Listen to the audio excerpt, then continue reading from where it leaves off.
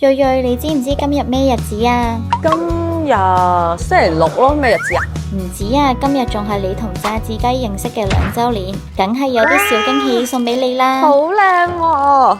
呢個唔通係半島月餅嘅禮籃？咁醒嘅，就係特登揀咗呢一款有半島月餅嘅中秋禮籃送俾你，2週年啊嘛，點樣都要有啲儀式感嘅，加上臨近中秋，送呢一款禮物就啱晒你啦。我喺上禮坊度訂噶，佢哋係老字號嚟噶，款式又多又全，揀唔啱嘅或者你有咩特別想法，仲可以幫你個人訂製添。哇，原來仲可以訂製㗎！咁送俾客戶或者朋友就可以根據我哋嘅需要同埋預算去訂製咯，仲可以加心意卡啦，同埋印埋公司 logo， 令到份禮物好有心思啊！係啊，而且落單超方便，全國都可以送，無論你喺香港、大陸定係異地，都可以網上落單俾錢，禮物就會有專人送貨上門，唔使自己買、自己包、自己搬。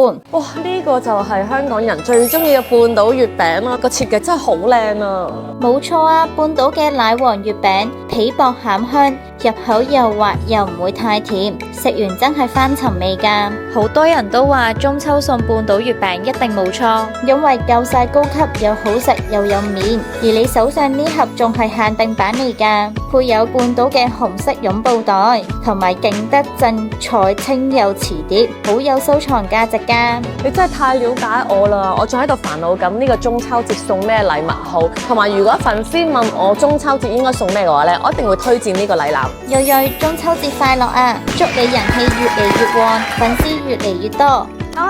多謝炸子雞送我嘅2週年嘅禮物啊！希望我哋將來嘅合作呢越嚟越好，順順利利，越嚟越火。冇問題。